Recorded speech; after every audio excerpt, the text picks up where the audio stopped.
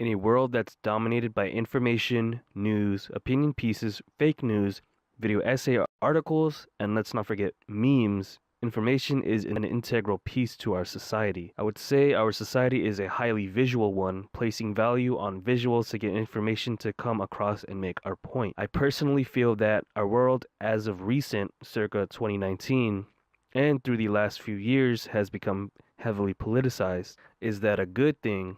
Well, it depends on who you ask. And that's important because you will begin to see other ways of thinking, which adds on to our information-driven world.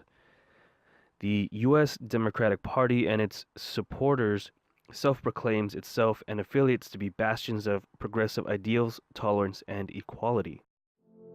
We hold these truths to be self-evident. That all men and women are created equal. If you ask members of the Walkaway Movement, that's not what's going on. The question becomes, what is this movement? Why do people of the Walkaway Movement feel this way? Who is in the movement? Is the Democratic Party really progressive and tolerant like it says it is? If so, why or why not? To understand all of these things, we need context.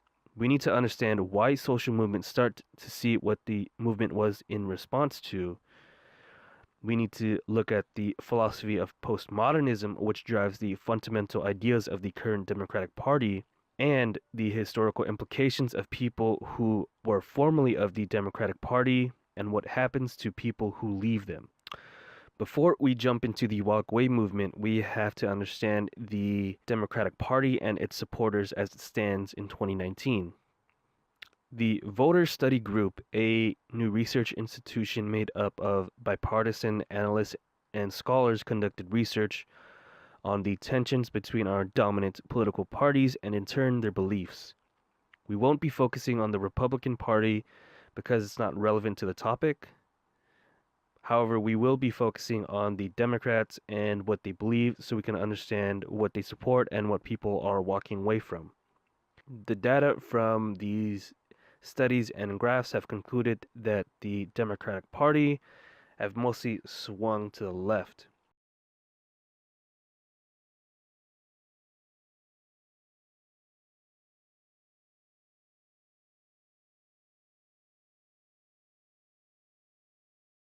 And I'll also be including the studies and graphs in the description with links to them, so you can take a look at it for yourself.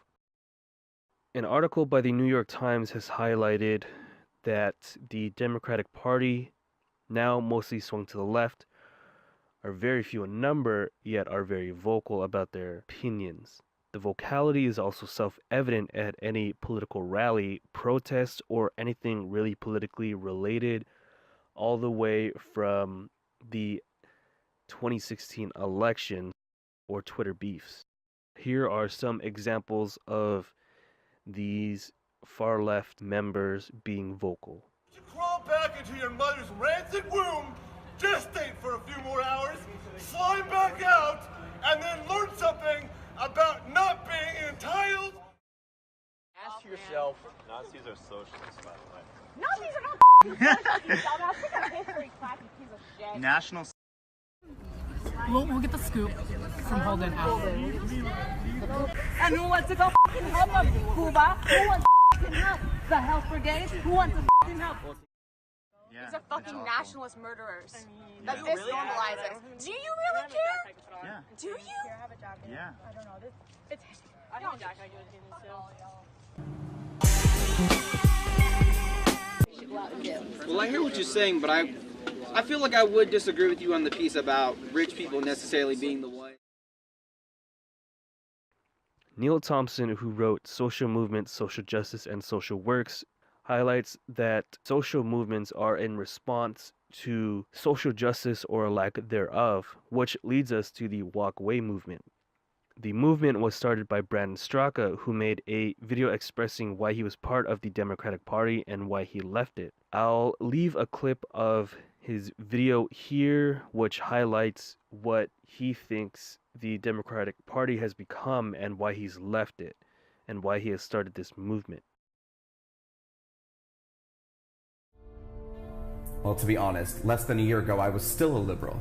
I became a liberal because I felt I'd found a tribe whose values aligned with my own. I staunchly reject racism of any kind. I reject the marginalization of any human being based off of their gender or sexual orientation. I reject tyrannical groupthink. I reject a system which allows an ambitious, misinformed, and dogmatic mob to suppress free speech, create false narratives, and apathetically steamroll over the truth. I reject the acceptance of junk science and superstition to advance ideological agendas. I reject hate. These are the reasons why I became a liberal. And these are the same reasons why I am now walking away. For years now, I have watched as the left has devolved into intolerant, inflexible, illogical, hateful, misguided, ill-informed, un-American, hypocritical, menacing, callous, ignorant, narrow-minded, and at times, blatantly fascistic behavior and rhetoric. Liberalism has been co-opted and absorbed by the very characteristics it claims to fight against. For years now, I've watched as people on the left have become anesthetized to their own prejudices and bigotry, and the prejudices and bigotry of those around them who echo their values. I have watched as formerly sensible people who claim to reject racism have come to embrace the principles of universally hating and blaming all of society's problems on all people who have white skin. I have witnessed the irony of advocacy for gender equality morph into blatant hatred and intolerance of men and masculinity. I have seen the once earnest fight for equality for the LGBT community mutate into an illogical demonization of heteronormativity and the push to vilify and attack our conventional concepts of gender. These same self-proclaimed victims of intolerance now turning on the gay community that they attached themselves to advance their agenda, now calling gay people privileged and themselves victims. His video is the first and is also a great jumping point to represent the Walkaway movement. It is also important to note that the Walkaway movement has started on YouTube because YouTube gives the freedom of the uploader to do whatever content they want within the guidelines.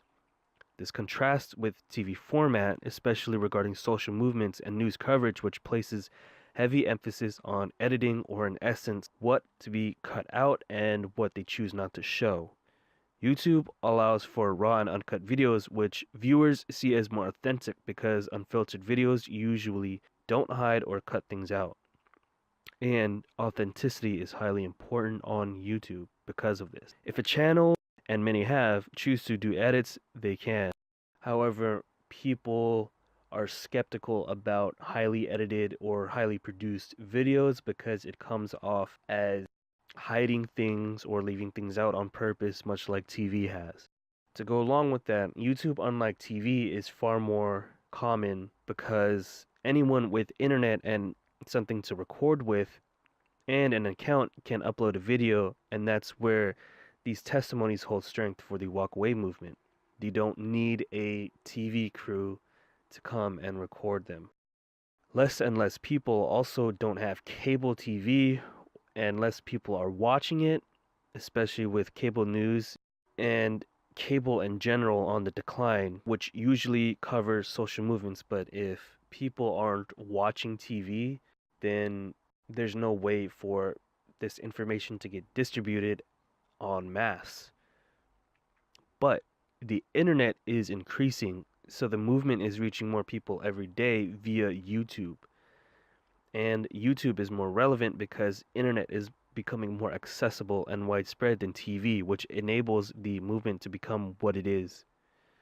Straka's video had sparked an online social movement, which eventually became a real thing, expressing experiences and concerns over the Democratic Party and its far-left members and their identity deconstructionist ideology. To understand this ideology of the members of the Democratic Party, particularly the far left, we have to understand their mode of thinking, which stems from postmodern philosophy. Noel Sullivan beautifully summarizes the philosophy of postmodernism. Postmodernism is almost like a lens to view the world, and it's a deep dose of skepticism used to question everything in order to understand it. The members of the Democratic Party use this as a lens to manifest their identity deconstructionist ideology. This ideology, much like Marxism, places power amongst the haves and have-nots. Power being with the oppressor bourgeoisie and no power in the oppressed proletariat, and also power being the main focus. However, instead of economic power like in Marxism, this deconstructionist ideology places oppression and power on a scale and breaks down people based on their identity in conjunction with power and levels of oppression. On this scale, white people, mostly males, are placed lowest on the oppression scale because of their privilege, and ones with the most power because of their privilege. Black people are at the top of oppression with the least amount of power and privilege. Everyone else in between gets placed according to their following: gender identity, economic status, race, ethnicity, religion, ableism, and political affiliation. If you are someone who has left the Democratic Party like Brandon Straka or people who are in the Walkaway Movement, there is no room for you on the scale but the bottom. Regardless of any identifier stated earlier, and you are branded an enemy of the state, which is the Democratic Party, and you should be not affiliated with. Because it's becoming this system of totalitarianism. Either with us, you're against us mob mentality. Because of your identifier, you will get placed on these groups that deconstruct exactly who you are as an individual and will put you on a scale based on what group you belong to, what power you have, and what level of repression you are on.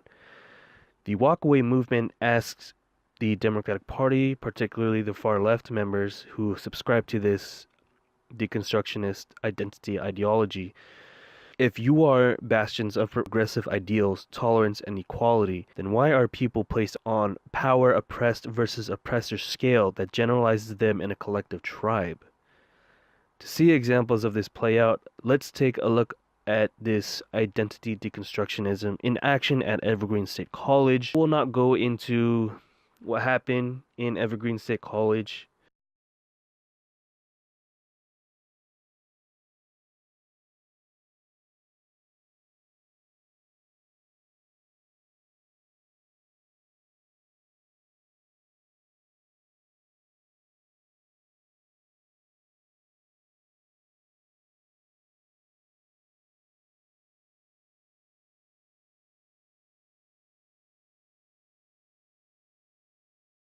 And the reason why I am using the Evergreen State College as a case study is because we can see this identity deconstructionism play out. Here are a couple of raw clips that demonstrate this in action. And the protesters, I think, believe their own narrative that white supremacy is fighting back and that I was the face of it. It was absolutely taken over. I mean, the hardest part to convey to people is that the protesters were advocating for anarchy, effectively. And I don't mean chaos. They were advocating for anarchy in the sense of a self-organizing, self-policing social structure. And at the same time, they were experimenting with anarchy. And it did what you would expect it to do based on the game theory. Here, that's been assaulting me repeatedly. Assault? Assault? Yes. Do you want the definition of assault? What's the definition of assault? What is your definition? Let's hear it. Physically harming somebody. What's good?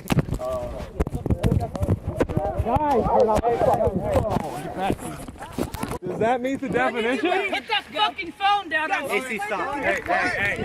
AC, stop. Hey. You're not. No. You're not oppressed. So the people who subscribe to this identity deconstructionist ideology locked the campus down and used this hierarchy to act out their way of social justice. However, the people who didn't subscribe to this hierarchy were quickly ousted, and this is highlighted by what has happened in several of these clips. Mark Hayes, who wrote an article about the British far left from 1956 on, has highlighted that there are historical implications of people who leave the Democratic Party And this is exactly what happened in the Evergreen State College protests and is increasingly what's going on college campuses. And that is exactly what people are walking away from. They are walking away from an ideology and people who subscribe to it that claim to be for equality, yet place people on hierarchies which doesn't make sense to the people of the Walkaway movement. To conclude, the visual representations of the Democratic Party circa 2019 is one that's complicated. Depending on who you ask, some people will say positive or negative things, or both. The Walkaway movement is a mirror that reflects back the representations of the Democratic Party, what its members believe, and it shows us what the media doesn't. The Walkaway movement takes a look and questions the current Democratic Party, its members, and its ideals. It shows us the darker side of the party. Like many things in life, the Democratic is complex. There are faults in their logic and ideology, however, they are not perfect.